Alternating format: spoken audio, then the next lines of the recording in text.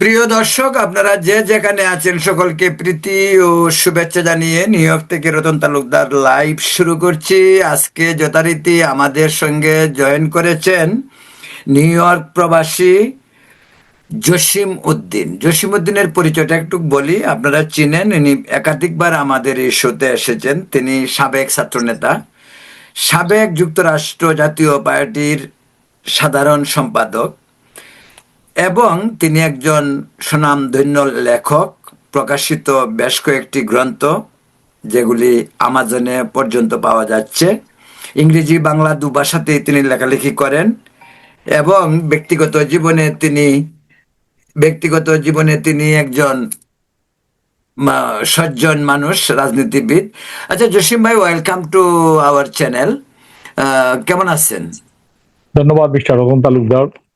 আমি ভালো আছি, আপনি ভালো আছেন তো? ইনশাল্লাহ। হ্যাঁ, এই তো ভালো। আমাদের তো প্রবাস জীবন, যা সবসময়ই ভালো সবসময়ই খারাপ, তাই না? এই নিয়েই তো আমরা আছি। তবে সরাসরি আলোচনা যেতে যাচ্ছে। আচ্ছা জসিম উদ্দিন, আপনি একজন অভিজ্ঞ রাজনীতিবিদ, বিশেষ করে ছাত্র রাজনীতি থেকেই আপনার রাজনীতিতে হাত করি। আপনি ছিলেন সাবেক রাষ্ট্রপতি হুসাইন মোহাম্মদ এরশাদের একজন ঘনিষ্ঠ ব্যক্তি তখনকার সময়ে। আজকে এই যে দেশের রাজনীতিতে বিএনপি ক্ষমতায় আসলো, এর আগে আপনি একাধিকবার বিএনপি ক্ষমতা আসার কথা ব্যক্তিগতভাবে অনেক ভবিষ্যৎবাণী করেছেন এবং সেগুলি আমরা দেখতে পাচ্ছি যে সে আপনার কথাগুলি অনেক সময় মানে সততায় প্রমাণিত হয়েছে। তা আমি যে আজকে যে বিষয়টা বলতে চাই, যে আওয়ামী লীগের মতন একটি বৃহৎ রাজনৈতিক দলকে, যেটা ডক্টর ইউনূস, এই বাটপার ইউনূসের আমলে হয়েছিল অধ্যাদেশের মাধ্যমে, রাষ্ট্রপতির অধ্যাদেশ, সেটাকে এই বিএনপি এসে মানে এটাকে আবার আইনে পরিণত করলো। কিন্তু এটাও তো বিএনপির মাথায় রাখা উচিত ছিল যে বিএনপিকে আওয়ামী লীগ ভোট দিয়েছে এবং এর আগে বিএনপি একাধিকবার তারেক রহমান সহ, ফখরুল ইসলাম আলমগীর সহ তারা বারবার বলেছে যে তারা কোনো দলের নিষিদ্ধকরণ চায় না রাজনীতি থেকে। কি বলবেন? মিস্টার রতন তালুকদার, আপনাকে একটু ফ্ল্যাশ ব্যাকে যেতে হবে। একটু সংক্ষেপে সামারিজটা বলি।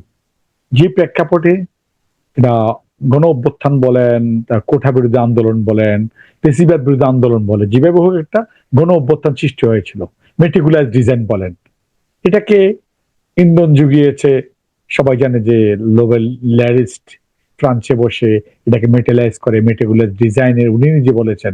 যেভাবে হোক একটা মুভমেন্টে শেখ হাসিনা প্রস্থান করতে চলে গেছে বা পলাই চিটে যেই ভাষা বলেন বা হেলিকপ্টার রেখে আসছে, ওই অভ্যুত্থানটাকে ইস্টাবলিশ করতে গেলে আপনাকে যে দলটাকে ফেসিস্ট হিসাবে, যে দলটাকে অপোজিশন সারা বাংলাদেশের মানুষ ওটাকে সারা বিশ্বে অলরেডি ইস্টাবলিশ করছে, this was the revolution, the বিপ্লব, ছাত্র গণ অভ্যুত্থান বা একটা কিছু। বাট তখন কিন্তু অভ্যুত্থানের নীল নকশা ছিল না। কোটাবিরোধী আন্দোলন থেকে আস্তে আস্তে পরিগ্রহ করে বিভিন্ন মেকানিজমে এটাকে ইস্টাবলিশ করে শেখ হাসিনার দফায় এক দফায় চলে গেছে। এটা এটা শেখ হাসিনার দফার 17 বছরের যে দুঃশাসন ছিল, মানুষের ভোট অধিকারের বাস্তবতা, যেটা ভোটের অধিকার বা পরিবর্তন, এটা কাঙ্ক্ষিত একটা অভ্যুত্থান, অটোমেটিক যেটা অভ্যুত্থান বলে, এটাকে এস্টাবলিশ করতে গেলে আওয়ামী আওয়ামী রাজনৈতিক ইনুস যে স্থগিত করেছিল বা বন্ধ করেছিল আওয়ামী রাজনীতি বাংলাদেশ থেকে, তাই না?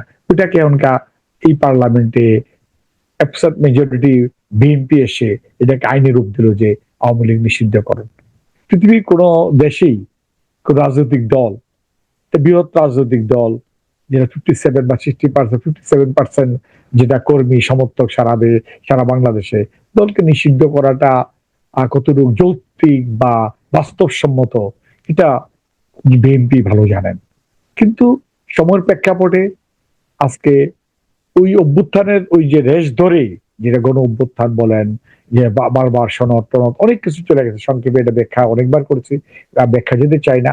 আজকে পার্টিকুলার হলো কোন রাজনৈতিক দলকে আইন করে কলমের খোঁচা করে বন্ধ করা যায় না পৃথিবীতে কেউই। এটা বিএনপি জানে, ওনারা জানে, নেতৃবৃন্দ জানে। এটা বৃহত্তম দল, বিএনপি একটা বৃহত্তম দল, একটা সংখ্যাগরিষ্ঠ আসনে পার্লামেন্টে আছে। এই প্রেক্ষাপটটা ব্যাখ্যা বা এটা যেতে চাই না ব্যাখ্যা, এটাকে রহিতকরণ আইন করে করা যায় না, এটা ওনারা জানেন। যাক, আজকে সারা বিশ্বে বহির্বিশ্বে এই মানুষ দেখতেছে না এখন সারা বিশ্বে মানুষের জোয়ার, তারপরে এখন তো এটা বাংলা ভাষা বলে কি আমলিক ইয়ে আসবে কি জানি কয় ফিরে আসবে, ফিরে, এটা আমি হাসি পাই না বলে আমলিক ফিরবে, এই শব্দটা কি ফিরবে, আমলিক ফিরে কিছু নাই, যে ঘরে ঘরে তো কর্মী সমর্থক পলাই গেছে ভাই দুর্গা রাস্তাঘাটে, এই জন্য ঘরে ঘরে ঘরে ঘরে আমলিক, তাই না? যেখানে গঞ্জে যান বিএনপির আমলিক, আর কারা, এগুলা তো কয়েকটা আছে 71-এর প্রজন্ম, ওই যে প্রোডাক্ট, এগুলা এগুলা বাই প্রোডাক্ট কদিন থাকে আর কি। কিছু পেনাটিক এরা ফান্ডামেন্টালিস্ট গ্রুপ চিন্তা করছে, চেষ্টা করছে, এটা এই জন্য ভয়ে আতরে আতঙ্কিত বলে শব্দটা আছে আর কি, আতঙ্ক বিরাজ করতেছে সারা বিশ্বব্যাপী। কেন? ওই যে মুভি ইউনুস যেটা এস্টাবলিশ করে গেছে, মব ডেঞ্জারের জিনিস, শুধু না মব কিন্তু মাফিয়া তন্ত্র, সন্ত্রাস থেকে মব কিন্তু ডেঞ্জারাস। মাফিয়ারা কি করে? গুলি করে দেয়। মব কিন্তু ধরে কি করে?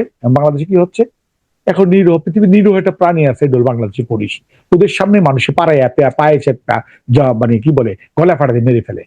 এটা কিন্তু সবচেয়ে অসভ্যতার কোরাইল, এটা কোরাইল বলে, ওই নিষ্ঠুরতম কাজ হলো পৃথিবীতে এটা। গুলি করে মানুষ মারে ফেলা সমঝাটা পৃথিবীতে, কিন্তু এভাবে গলার চাপা দিয়ে পাড়া দিয়ে মানুষ মারে ফেলা পৃথিবী কোথাও নাই। সভ্যতার অসভ্যতার একটা আহিমি জালিয়াত, ওই 3000 বছর পূর্বে এগুলো হতো। আচ্ছা, এই যে এই কথাটা যখন আপনি বললেন, এখানে একটা কথা বলি, এই যে মাজার বা এই যে দরগা ও শরীফ থেকে যে পীর আউলিয়া বা বিভিন্ন ধরনের এই যে বাউল শিল্পী, এদের উপর যে এই আক্রমণ, এই যে মব করে হোক আর যেভাবেই হোক, এটা এটা এটা তো এটাকে কোন দৃষ্টিকোণ থেকে দেখেন আপনি? এটা মানুষের বিশ্বাসের উপর হস্তক্ষেপ করা, এটা তো 100% যারা ফান্ডামেন্টালিস্ট এরা, যার বিশ্বাস নিয়ে মানুষ বেঁচে থাকে, বিশ্বাস নিয়ে মানুষ এগিয়ে যায়, ক্রিয়েটিভিটি বিশ্বাস, এটাতে হাত দেওয়া তো সবচেয়ে চরম অপরাধ এই পৃথিবীতে। এটা এটা এটা এটা এটা ভীষণ অপরাধ, মানবতা বিরোধী অপরাধ এটা। কারো বিশ্বাস হাত দিতে পারবে না, যার যার বিশ্বাস নিয়ে এগিয়ে যাবে। সভ্য জগৎ, আধুনিক পৃথিবী, তাই না? যাক কিছুদিনের জন্য ওই ইস্টাবলিশ করে গেল, আজকে এটা নিরীহ প্রাণী তাকিয়ে থাকে, রাস্তাঘাট থাপ্পা চক্কনা খায়, এটা হলো বাংলাদেশের পুলিশ। এই সক্ষমতা পেতে সময় লাগবে। এই যে এই গভর্নমেন্টের সিদ্ধান্ত নিয়েছে 3 লাখ 2 লাখ পুলিশ প্রশাসন, এটা ট্রেনিং করতে সময় লাগবে, কিন্তু মানুষের নিরাপত্তাহীনতা, তাই না? আমি হাসি পাই, ফিরে আসা কিছু না, এটা তো সব জায়গায় আছে, গ্রামে গঞ্জে সব জায়গায় আছে, আতঙ্কিত আছে। আচ্ছা, আচ্ছা, একটা ব্যতিক্রম ধর্মী প্রশ্ন করি আপনাকে, আপনি খুব ভালো একটা ইস্যু মানে মব নিয়ে কথা বলতেছেন। এই এই যে গণ অভ্যুত্থানের পরে ছাত্ররা আন্দোলনের পরে যে পুলিশ হত্যা থেকে শুরু করে এগুলি হইলো, এটা কি আমার মনে হয় যে একটা সিভিল গভর্নমেন্টের চেয়ে একটা মিলিটারি গভর্নমেন্ট থাকলে এই জিনিসটা স্টপ করা যেত? খুব টেকনিক্যাল ইস্যু, কিন্তু আমি একটা একজন রেফারেন্স বলি, হুমায়ুন কবির নামে একজন ডিপ্লোমেট ছিল, এখানে ছিল, নিউ ইয়র্কে জাতিসংঘে ছিল। উনাকে জাপানে এক কনফারেন্সে প্রশ্ন করছিল, is a revolution is military coup? এরা বলছে মিলিটারি কো। কারণ হচ্ছে থার্ড ওয়ার্ল্ডে without military support, without military contribution কোনো কিছু সাকসেসফুল হয় না। This was one kind of coup, military coup ছিল, ক্ষমতা না গ্রহণ করলো, মিলিটারিটা ক্রো ছিল, 5 দিন কিন্তু ক্ষমতা গ্রহণ না করে কি তারা ভুল করছে? ক্ষমতা গ্রহণটা হলো, ক্ষমতা গ্রহণ না গ্রহণ এটা হলো, এটা ওদের মিলিটারি ক্রু, এটা একটা ওয়ান কাইন্ড অফ, এটা সাপোর্ট, এর ক্ষমতা গ্রহণ তো এটা হলো, এটা ওই যে 2-3 মাস 18 মাস ইউনুস সাহেবের বসানো, প্ল্যানিং বসা, শেখ হাসিনা টার্গেট ছিল ওইটাই, ওই যারা ডিজাইন করছেন, ডিজাইনারদের টার্গেট ছিল যে কোনো শেখ মুজিবের কন্যা শেখ হাসিনাকে এই গদিচ্যুত করতে হবে। আমি কথাটা এই কারণেই বললাম, আপনি যেটা মব বললেন, যে মব এখনো যে মব চলছে, সেটা কিন্তু আপনি নিজেও বলছেন, সেটা কিন্তু এই ইউনূস সরকারের ধারাবাহিকতা এখনো চলছে। তো সেইটাকে বন্ধ করা যেত না যদি ধরেন মার্শাল ল দিয়া, যদি তখন তারা ইউনূসকে না দিয়ে যদি একটা মার্শাল ল গভর্নমেন্টের সাময়িক আসতো, যেমন 111 কিন্তু আইন শৃঙ্খলার অবনতি হয়নি। 111-এর সময় রাজনৈতিক নেতাদেরকে অন্যায়ভাবে পিটানো হয়েছে, সেটা সত্য কথা, কিন্তু দেশের মানুষ কিন্তু শান্তিতে ছিল, নো ডাউট এই ব্যাপারে। কিন্তু ড্রাইভার একটা ভিন্ন প্রেক্ষাপট, এটা আর্মি সাপোর্ট ছিল মবের মধ্যে, মিনুস আর্মির সমর্থন ছিল। আওয়ামী লীগকে যারা ক্ষমতার জায়গা হারিয়ে গেল, এদেরকে যেখানে মেরে ফেলো, ধরো আন্ডারগ্রাউন্ডে মেরে ফেলা। কেন? আতঙ্ক, ডর একটা বাংলা শব্দ আছে, আতঙ্ক, এটা খুব ডেঞ্জারাস রোগ। কিন্তু আতঙ্ক সৃষ্টি করলে মানুষকে কিন্তু 100% ড্যামেজ করে দেওয়া যায়। আতঙ্কিত করা, আতঙ্ক সৃষ্টি করতে পারলে মানুষের মধ্যে মরাল কারিজ ধ্বংস হয়ে যায়, সে আদর্শ আগাতে পারে না।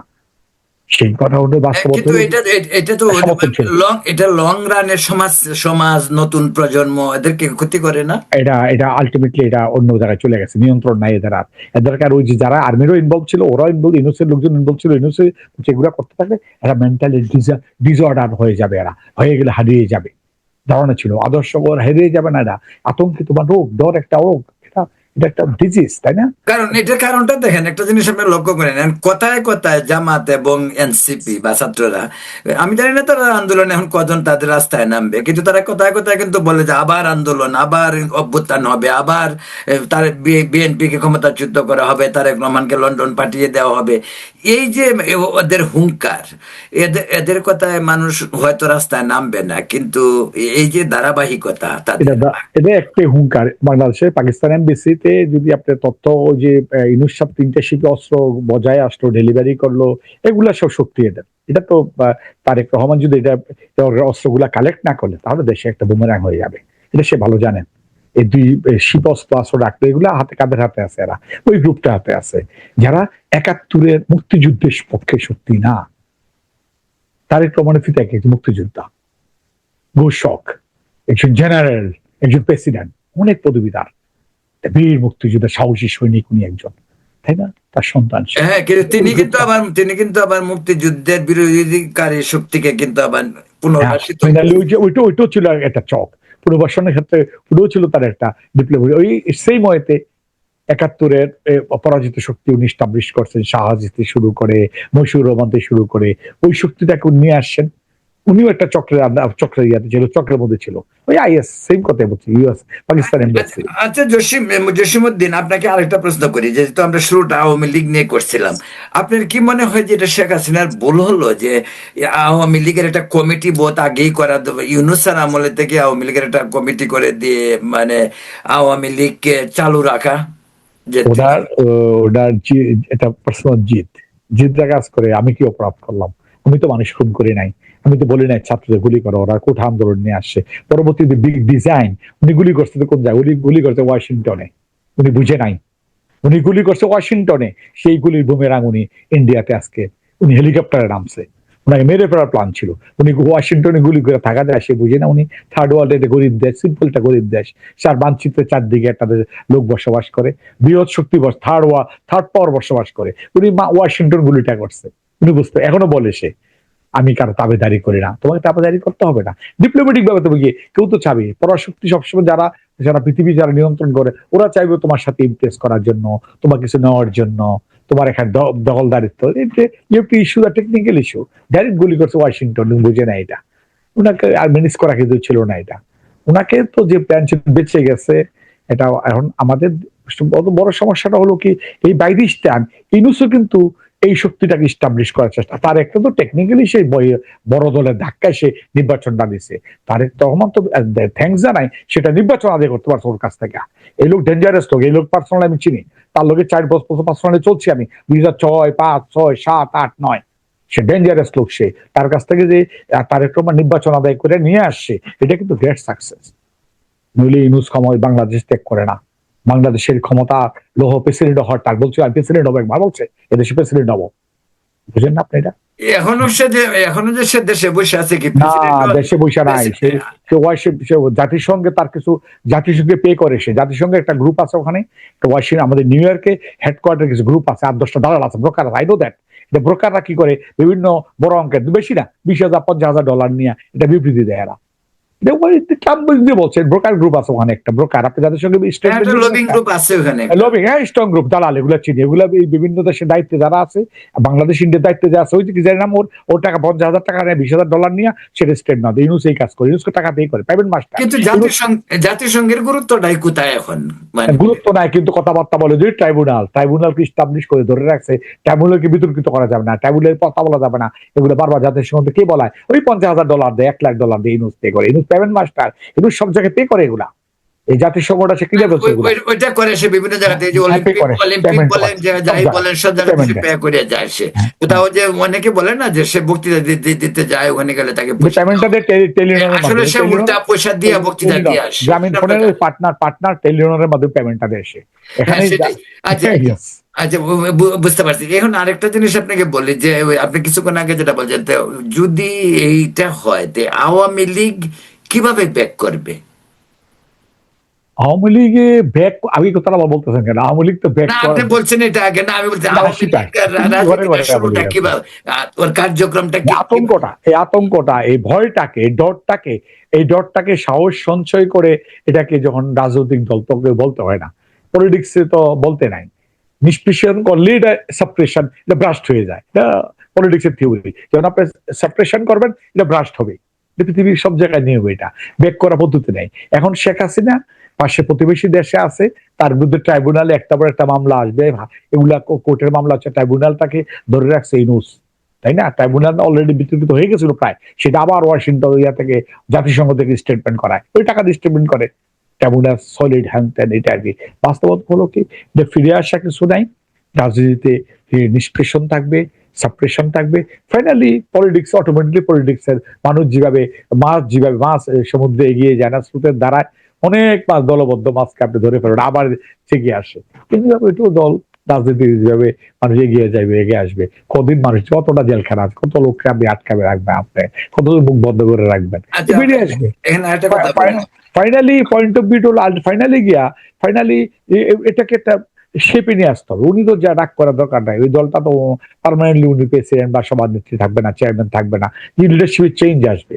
আমার মনে হয় শুড বি চেঞ্জ দ্য লিডারশিপের নতুনত্ব আসবে, আমার মনে হয় এটা নতুন নতুন একটা লিডারশিপ আসা উচিত, তাই না? আসা আর উচিত। এখানে এটা আরেকটা জিনিস লক্ষ্য করতে হবে, সেটা হলো যে শেখ হাসিনা, মানুষ তো মরণশীল, সবারই একদিন মরতে হবে। শেখ হাসিনা তো 300 বছর বাঁচবেন না, উনার বয়স অলরেডি প্রায় 80।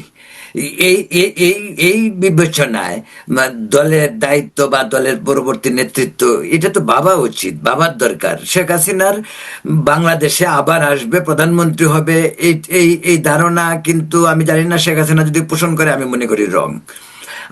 আওয়ামী লীগাররা যদি পোষণ করে, এটা রং। আওয়ামী লীগের মাস্ট নতুন নেতৃত্ব আসতে হবে, নেতৃত্ব দেখা আসবে। আপনি কি তাই মনে করেন? এই পলিটিক্স ইজ এ প্রসেস। যে দেশের জনগণের সাথে সম্পর্ক থাকলে, জনগণ যদি চায়, জনগণ ভোট দিলে, ওই রিগিং পদ্ধতি এখন আর নাই, আপনি আইসেন না কেন্দ্রে, আপনার ভোট দেওয়া হয়ে গেছে, এই সিস্টেম চেঞ্জ হয়ে যাবে। তাই এটা ধারণা আছে, জনগণ চাইলে, পলিটিক্সে তো জনগণ চাইতে হবে, তাই না? আমি একটা কথা বলছি না, জনগণ চাইলে পলিটিক্সে আসবে, না চাইলে আসবে না, এটা তো পলিটিক্সের ধারায় পরিবর্তন আসবে। আমি ফাইনালি বলতেছিলাম কি, ওই যে এক গ্রুপ মতো করে লিডারশিপ আটকে রাখা যাবে না, এটাকে নতুনত্ব নিয়ে আসতে হবে পলিটিক্সে। আর ওই যে বিএনপি এক সময় অনুমান করবে যে পলিটিক্সের ধারা চেঞ্জ করতে গেলে একটা দলকে তো বেশি দিন আইন করে ব্যান করা যায় না। পলিটিক্স তো সবাইকে, জনতান্ত্রিক অধিকার সবাই, তাই না? তো এটা কি মনে করেন আপনার জামাত এবং এনসিপি যত বেশি প্রেসার ক্রিয়েট করবে? অনেকে কিন্তু এরই মাঝে বলা শুরু করছে যে বিএনপি বেশি দিন থাকতে পারবে না ক্ষমতায়, এই বিএনপি ইসে করতে পারতেছে না, দেশের দ্রব্যমূল্যের ঊর্ধ্বগতি, তেলের ক্রাইসিস না ধরা যাক, সাময়িক যুদ্ধের কারণে। মানুষ কিন্তু শোনে, বাংলাদেশের মানুষ একটা পয়েন্টে কিন্তু মেয়েরা ঐক্যবদ্ধ, ভাত না খেয়ে থাকবো, মানুষের মধ্যে তেল থাকবে না, লবণ থাকবে না, কিন্তু ওই যে আপনি হিজাব পরাবেন, বোরকা পরাইবেন, মানুষকে আটকাবেন ঘরের মধ্যে, ওই জামাত এনসিপি কয়টা আছে না, এগুলো হারিয়ে যাবে, কদিন থাকবে না, এটা হারিয়ে যাবে। এটা কিভাবে বলেন? বাংলাদেশে তো এখন প্রায় 80% হিজাব, যেটা না 80 সালে, না না 90 সালে ছিল না। 6 লক্ষ, 6 কোটি, 5.5 কোটি 80 লাখ মহিলা ভোটার হলো আমাদের মডার্ন মুসলিমেরা। এটা মিথ্যা কথা, এটা মিথ্যা। এখন অধিকাংশ মহিলা হিজাব। না ভোটিং হিসাবে যেটা আছে, 5 লাখ 5.5 কোটি ভোটার মহিলারা ওদেরকে ওদেরকে ডিক্লাইন করছে না, অনেক কিন্তু আগে। হিজাব, একজন যদি হিজাব পরে পরেও মানে মডার্ন, মানে যে সোসাইটির নো সঙ্গে নো নো, adjust করতে পারে। মডার্ন কনসেপ্টে ওরা নাই। মডার্ন কনসেপ্টে জামাত জামাত তো মডার্ন কনসেপ্ট, মাদামে হলো যে তালেবান যেভাবে চালাচ্ছে এই হিজাব করা, দেখছেন। এই হিজাব বাংলাদেশ করার, যদি আমি যদি বলি যে খালেদা জিয়া এবং শেখ হাসিনা দায়ী, কারণ ক্রমান্বয়ে তারা ধর্মের সঙ্গে ধর্মীয় ধর্মান্ধতার সাথে আপোষ করছে। ওই যে কয় 90% মুসলমান, কিন্তু 90% এর মধ্যে 65% modern girls in Bangladesh right now. জানেন না বাংলাদেশের মেয়েরা নিচে জিন্স, ওই সৌদি আরবের মেয়েদের মধ্যে জিন্স পরবো, হিজাব পরবো, জিন্স কিন্তু পরা, জিন্সটা পরে এরা। এই যে jeans is western culture, 100% western মেয়েরা পরে জিন্স পরে। জিন্স কিন্তু নিচে, বোরকা নিচে জিন্স, আর জিন্স পরে উপরে কিন্তু বোরকা পরে। এটা কিন্তু আমি আবার নিজ চোখে দেখা সব মেয়েরা, যে 20 থেকে 30 বছর মেয়েরা জিন্স নিচে জিন্স পরা, কিন্তু গেঞ্জি পরা, জিন্স করে উপরে বোরকা পরে। আপনি জানেন না, সোনাঘাটে আমি দেখছি অনেক হাজার হাজার মেয়েরা। বাস্তবতা হলো কি, এইভাবে ওই যে ওরা যেটা করতেছে এটা ইউনুস সাহেবের ইন্ধনে করতে, ইউনুস সাহেব ইস্টাবলিশ করে দিয়ে আসছে কিছু ফর টাইম বিং। ইউনিভার্সিটি তো কোথাও আসে না, সে দেশে আছে, সে কি প্রেসিডেন্ট হওয়ার জন্য বসে আছে? না, সে ওই যে ট্রাইব্যুনালটাকে ইস্টাবলিশ, ট্রাইব্যুনালটা যদি শক্ত থাকে এগুলা। শুনে, মামলা তো একটা বাজে জিনিস পৃথিবীতে। মানুষ যদি মামলা খায় সে শেষ হয়ে যায়, মেন্টাল দুর্বল হয়। মানসিক দুর্বল করার একমাত্র পদ্ধতি হলো আপনাকে মামলার জর্জরিত করা। বাংলাদেশে এটা তো বাজে একটা সিস্টেম। না, ঠিক আছে, আমি ধরা যাক এটা, কিন্তু আজকাল জাতিসংঘে যে গুরুত্বহীন পৃথিবীতে, হ্যাঁ, সেখানে বাংলাদেশের ট্রাইব্যুনাল নিয়ে জাতিসংঘে কথা বলবে, আর এটা আমাদের শুনতে হবে, বা কত পার্সেন্ট লোকের শুনবে, কত কোন গভর্নমেন্টের শুনবে, এটা নিয়ে তো একটা প্রশ্ন ওই থাকে। 40,000 না 50,000 আর্মি এখানে ভাড়া খাটায় যে ভাই, এটা বড় সমস্যা তো এখানে। আর্মিরা ডর লাগায়, আমরা আর্মি চলে আসে দেশে খাইবো কি, আমরা আর্মি গুলা ভাড়া কাটতেছে না, এটাই ভয়। বেশি বাড়াবাড়ি করলে আর্মি না, পাঠাই দেবে, ওইটা আগের থেকে ওইটাই ভয়, বেশিরভাগ ভয় এটাই। ভয়, আর্মিরা ডর লাগায়, পৃথিবীর অন্য কোনো দেশে কিন্তু এটা না। ভাড়া খাটে না, তো বাড়াইবে ভাড়া হ্যাঁ, বাংলাদেশের কারণ কেউ মধ্যে। তো ভাড়া কাটতে আসে না, তাদের যারা মিনিমাম যে যে তাদের কোটা থাকে, এটা হ্যাঁ, পার্টিসিপেশন সিস্টেম, আমরা ওইটাই বেশি, মিশনে, হ্যাঁ মিশনে আমরা বেশি, আমরা মানে আমরা হাইট বেশি, জায়গা কারণ আমরা বাণিজ্যিক ভাবে ওইটাকে ইসে করি, কিসে এবং করে এটার চলাই যায় বড়। সুযোগই তারা, এই সুযোগটাই তারা নেয়। ও সবসময় ভয় হুমকি দেখায় যে হ্যাঁ, যদি কোনো কিছু হয় তা আমরা আর্মি ফেরত দিব। ফেরত দিয়ে দেবো। 3 বছর খাটলে 15-20 লাখ টাকা ইনকাম হয়ে যায়, 40 লাখ টাকা ইনকাম হয়, মেজর কর্নেল 1 কোটি টাকা ইনকাম হয়ে যায়। এটা একটা বাণিজ্যিক ভাবে নিচ্ছে আর কি। এটাই ভয় আর্মিদের, আর কোনো কিছু নাই। হ্যাঁ, বাস্তবতা হলো এখন এগুলা ওই তারেককে নামাই দিব, ফালাই দিবে, এগুলা বগি আওয়াজ বলে আর কি। এগুলা ওরা তো এত মজার জায়গা ছাড়বে না। ওর বিএনপি চাচ্ছে ফাইনালি, বিএনপি আমি জানি পলিসিটা কি, দেখুন এটা বেরিয়ে যাক, এটা বেরিয়ে যাবে না। এত মজার চেয়ার, এত গাড়ি বাড়ি, এত বেতন, 2 লাখ টাকা মাসে, ছেড়ে কেউ আসে যে বেরিয়ে পড়ে?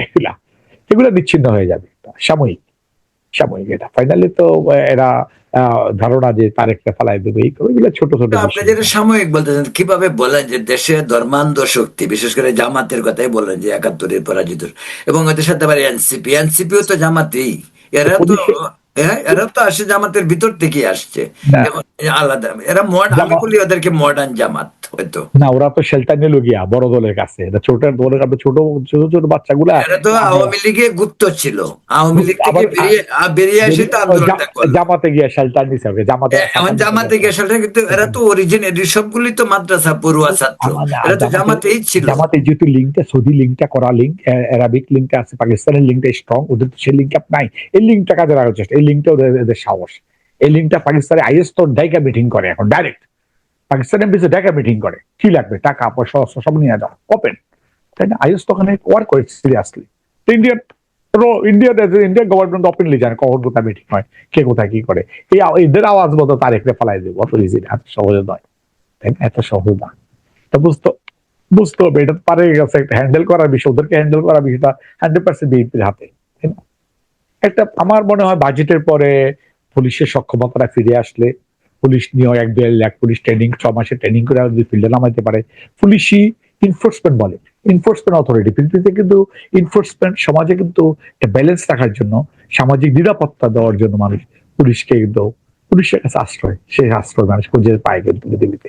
লাস্ট কলটা পুলিশকে করে, খুব বিপদে পড়লে মানুষ কিন্তু পুলিশের প্রোটেকশনটা নিরাপত্তা দেয়, গুলি করে না ওই কাউকে। কথাটাকে আগে বলছিলাম যে এই তথাকথিত জুলাই বিপ্লবের পরে পুলিশের উপর যেভাবে মানুষের মানে আক্রমণ হয়েছে, সে থেকে পুলিশ কিন্তু খুব দুর্বল হয়েছে মানসিকভাবে, পুলিশের যে মেরুদণ্ড ভেঙে না গেছে। ক্ষমতা নেই এদের, এদেরকে রাস্তাঘাট থাপ্পড় দেয় হ্যাঁ, থামাতে তো নেই তারা, ওদের চেয়ারে বসে থাকে গিয়া, ওদের চেয়ারে বসে থাকে, কিছু বলে সেটাই না। তো, এই পুলিশকে কিভাবে আপনি আস্থায় আনবেন, মানে যে আস্থানো সক্ষমতা এদেরকে যে বুঝাইতে হতো না, সেটা বলছি তো, পুলিশের আস্থাটা কিভাবে আসবে যে তারা মানে নির্বিঘ্নে মানে রাষ্ট্রের কাজটি তারা করতে পারবে, মানুষ তাদেরকে রেসপেক্ট করবে, এই পরিস্থিতিটা কিভাবে আসবে? একে নতুন পুলিশ আনতে হবে নাকি এই যে আপনি বললেন যে নতুন পুলিশ যাদেরকে হায়ার পুলিশ না, পুলিশের সক্ষমতা সাহসিকতা, ওরা ভয় ভয় এদের মধ্যে ভয় কাজ করে, ভয়টা তারা একমাত্র, পুলিশ একটা এনফোর্সমেন্ট অথরিটি, ওদেরকে এখন আর্মসলেস করে দেওয়া হয়েছে, কোনো আর্মস বা পিস্তল পুলিশকে দেওয়া হয় না, কেন মোবরা নিয়ে যাবে, নিয়ে মেরে ফেলে পুলিশটাকে। এখন মনে করেন এটা মডার্ন কান্ট্রি, সভ্যতার চরম শিখর, আপনি ফ্রান্সে যান, আধুনিক সবচেয়ে রাখারও, একটা পুলিশকে থাপ্পড় দিবেন চিন্তা করতে, তার আগে আপনি বুকে দুইটা গুলি করে দিব, থাপ্পড় দিয়ে অ্যাসাল্ট করবেন, অ্যাসাল্টিং করলে আপনাকে দাম দাম পেটের মধ্যে গুলিটা করবো আপনাকে, প্রথম কাজটা হলো এটা, shoot the man, shoot the past. আপনি ফ্রান্সের কথা বলছেন কেন? আমাদের এই ইউনাইটেড স্টেট আমেরিকার কথা বলেন। নিউ ইয়র্কের পুলিশ ধরেন একজন লোকের কাছে, আমাদের নিউ ইয়র্কে যদি একজন লোকের কাছে গান নাও থাকে, গান নাই, তাহলে খালি হাত হাতে। তুলে এরকম করে, এরকম হাত করি তুলে আমরা। এরকম করলে তো গুলি করে দিবে, মেরে ফেলবে। ইয়েস, এটা রুলস, রুলস, রুলস, এনফোর্সমেন্টের রুলস, এটা দাম গুলি করে দেয় রাইট ওয়েতে। আপনি কোনো গানের দরকার নেই। আমি কোমরে কোমরে হাত দিয়ে যদি পুলিশের শো করে আই হেবে গান, দাম দাম দুইটা গুলি বুকের মধ্যে করে। না, গানও লাগবে না, যদি দুইটা হাতকে এরকম করে যদি এরকম ঝাঁকি দেয়, অ্যাক্টিং করে, অ্যাক্টিং করে, তাহলে মনে করবে যে গান নিয়ে করতে, সাথে সঙ্গে গুলি করে দিবে এখানে, তাই না? এনফোর্সমেন্ট হলো, এনফোর্সমেন্টকে আপনাকে সক্ষমতা দিতে হবে, মানুষ মারার জন্য না, বিপরীতটা পিপল, মানুষের নিরাপত্তার জন্য পুলিশটা দেওয়া হয়েছে, এত টাকা গভর্নমেন্ট মানুষ পে করে ট্যাক্স, তাকে বেতন দেন, ওদের তো সাহস হারাই ফেলছে। এই যে গতকাল মিনেসোটায় যে ঘটনা করছে, বাচ্চাদেরকে মারা হয়েছে, যেটা ওই যে আটটা বাচ্চা মারা গেছে, এখানে দেখেন মিনেসোটা না, ঘটনাটা মিনেসোটায় ঘটনা করছে।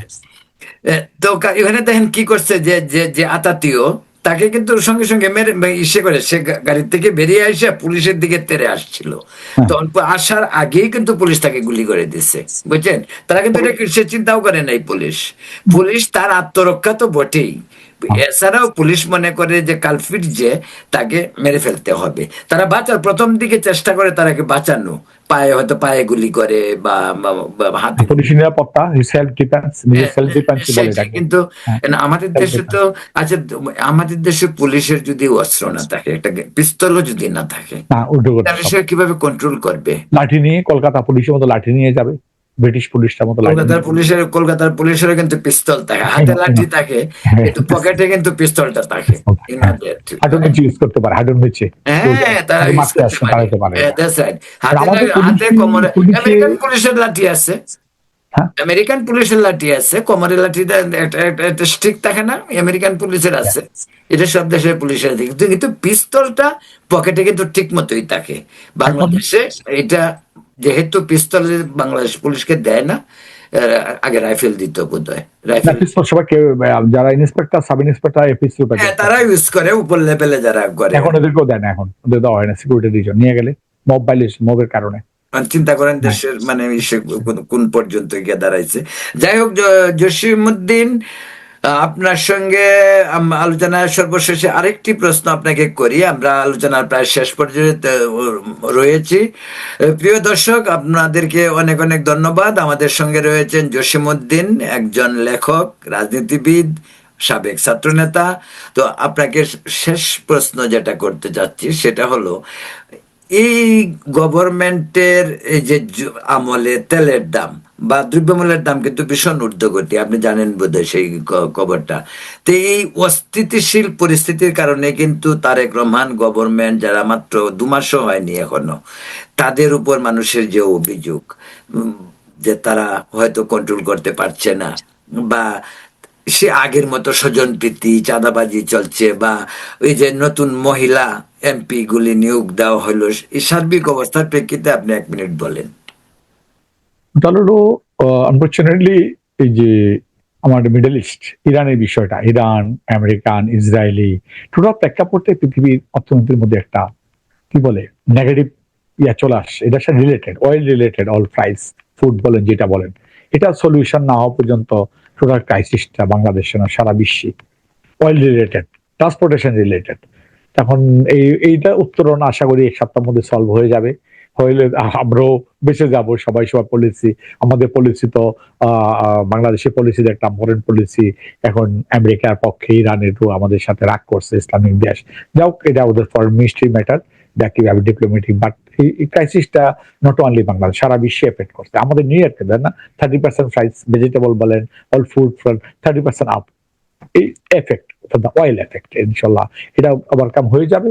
কিন্তু ফাইনালি কত হলো এখন এনফোর্সমেন্ট, নিরাপত্তার জন্য মানুষ বেকারত্ব, নিরাপত্তা দুটো 17 বছরের যারা আউট অফ দা ইয়ে ছিল, 4-5 লক্ষ মানুষ, 4 লক্ষ মামলা নিয়ে জেল জুলুম ছিল, একটু টাকা পয়সা ক্রাইসিস ছিল, অভাবিক ছিল। এখন ওই যে সমস্ত কর্পোরেট হাউস গুলা তো বেদখল হয়ে গেছে, এটা জানেন না। ব্যাংক, বিমা, বড় বড় প্রতিষ্ঠান, ইনকর্পোরেশন, ইন্স্যুরেন্স কোম্পানি সব লিখে নিছে এরা, জামাতিরা অস্ত্র ঠেকে ডাইরেক্টরশিপ ট্রান্সফার নিয়ে আমাদের মালিকানা আসে। আমি ডিরেক্টর ব্যাংকের মালিক, আমাদের সাইন নিয়ে গেছে 111 ট্রান্সফার নিয়ে, সব ট্রান্সফার নিয়ে গেছে। আওয়ামী লীগের সব সম্পত্তি এরা নিয়ে গেছে, কারণ জানেন না ডিপ স্টেট। ব্যাংক বলে, ইন্স্যুরেন্সের খবর জানা, ইন্স্যুরেন্স কোম্পানি আছে প্রায় মনে করি 70-80টা, আরো বেশি, 100-র মতো সব ট্রান্সফার। আওয়ামী লীগের যারা মালিকানা ছিল, কি মালিকানা নাই, সবাই সাইন করে দিয়ে দিচ্ছে ওদেরকে। টেলিভিশন বলেন, এই সময়টি বলে কি মালিকানা আছে, সময় কামরুল সব ছিল তার ভাই, এরা নাই, সব এবং মিডিয়া একই অবস্থা, মিডিয়া সব, ব্যাংক, বিমা, জানে না, সব কর্পোরেট হাউস গুলা আন্ডার ওই যে ইউনুসের লোকজন বা এদের লোকজন নিয়ে গেছে। তাই বিএনপি দুই একটা ইনভলভ হয়েছে। এখন এগুলা তো বুঝতে হবে কোথায় ইনভলভ, এটা তো ওরাই নিয়ে দখল নিয়ে। বিএনপির নারী সাংসদ যে দিল 34 জন, কিরকম হইলো? আমি একটা 1 মাস আগে বলছিলাম যে একটা জিনিস বিএনপি কে স্মরণ করেছিলাম, অবদুল কাদের যে লাইনে নিয়ে গেছিল আওয়ামী লীগটাকে ধ্বংস করার জন্য, তার ব্যক্তিগত প্রলোভনের জন্য। নারী লিপসু সে একটা, যত সিনেমার অখাদ্য কুখাদ্য, থার্ড ক্যাটাগরি, সেকেন্ড ক্যাটাগরি মায়ের লোকগুলা নিয়ে গুলশানে এক বাড়ি আসছে, গভর্নমেন্ট বাড়ির, ওটা আমার সন্ধ্যা পরে থাকতো, ঘুমাইতো, 10টা বাজে অফিসে আসতো। আমি লোনের কারণে গেছিলাম ওখানে, ওই মেয়ে লোকগুলা যেগুলো এমপি হয়েছে কতগুলা, আর এই সিনেমার নায়িকা টাইকা যতগুলা, নাম বলতে চাই, একটা জুনায়েদ, সে 1.5 লক্ষ টাকা, $1200 সুদ দখল করছে 1.5 বছরের জন্য। সে জুনায়েদ, একটা ছিল টাক্কা মুরাদ, নাম বলার দরকার নাই, হ্যাঁ, অবদুল কাদের, এটা ওই লাইনে এই আওয়ামী লীগের যে মহিলাদের, সম্মানিত মহিলা কত কর্মী ছিল, নিষ্পেষণ কর্মী বাদ দিয়ে, এগুলো সিনেমার নায়িকা, গায়িকা, মমতাজের মধ্যে বিক্ষোভ, এগুলা পার্লামেন্টে এটা খারাপ কাজ করার জন্য অবদুল কাদের তো একটা লম্পট শালা একটা। যত মেয়ে লোক আছে, ইডেনের হাজার মেয়ে ইজ্জত নষ্ট করতে চাকরি দেয় নাই, অনেক মেয়ে আছে আমার কাছে। এখন যে এবার যে দিল তারা এটা কেমন? আমি রিকোয়েস্ট করছি, থ্যাংক জানাইছি, তো সিনেমার নায়িকা গায়িকা আনবি না পার্লামেন্টে, বদনাম হয়েছে, মানে নাই।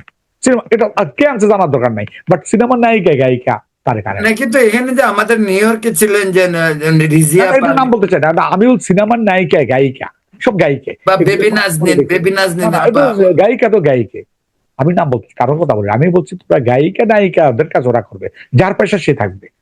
এই যে নিষ্পেষিত কর্মী আছে, রোকা হলে একটা মেয়ে সে হাত ভাঙছে, তাকে এমপি বানাইছে নিয়ে, এটা হচ্ছে কর্মী, সে জাতীয় কমিটেড দলের প্রতি, এইসব খুঁজে আনবো। আওয়ামী লীগের অনেক কমিটেড কর্মীরা এইসব সিনেমা নায়িকাদের জন্য স্থান পায় নাই, হারিয়ে গেছে, আর কান্নাকাটি করছে পানির বেশি, সারা ধরুন জেল জুলুম কাটছে, এইসব স্থান দেয় নাই অবদুল কাদের, তার চারিত্রিক কারণে, লম্পাটের কারণে সব সিনেমা নায়িকার গুলশান বাড়ি বদমাইশি করছে। শেখ হাসিনা জানতো, শেখ হাসিনা আমি কি করবো, সব কয়টা যারা দিতে থাকে সেই কথা হয়, এই কাজ করে গিয়া, তাই না? এগুলা তো সবাই জানে, সব অথেন্টিক, তাহলে লোকেরা ডরে কয় না আর কি, ডরে কি আছে, এটা ডরের কিছু নাই, ও লম্পট সবাই জানে। প্রিয় দর্শক, আপনারা যে যেখানে আছেন সকলকে প্রীতি শুভেচ্ছা জানাচ্ছি এবং আমরা বিদায় নিচ্ছি আপনাদের কাছ থেকে। জসিম ভাই, আপনাকে আবার নিয়ে আসব, আপনার কথাগুলি যে অসমাপ্ত বাকি কথাগুলি আমরা অচিরেই আবার এই সপ্তাহ বা আগামী সপ্তাহে আবার আমরা একসাথে হব। এই পর্যন্ত ভালো থাকুন, সুস্থ থাকুন। প্রিয় দর্শক, আপনাদেরকে শুভেচ্ছা, এখন এই পর্যন্তই। ধন্যবাদ সবাইকে, থ্যাংক ইউ ভেরি মাচ।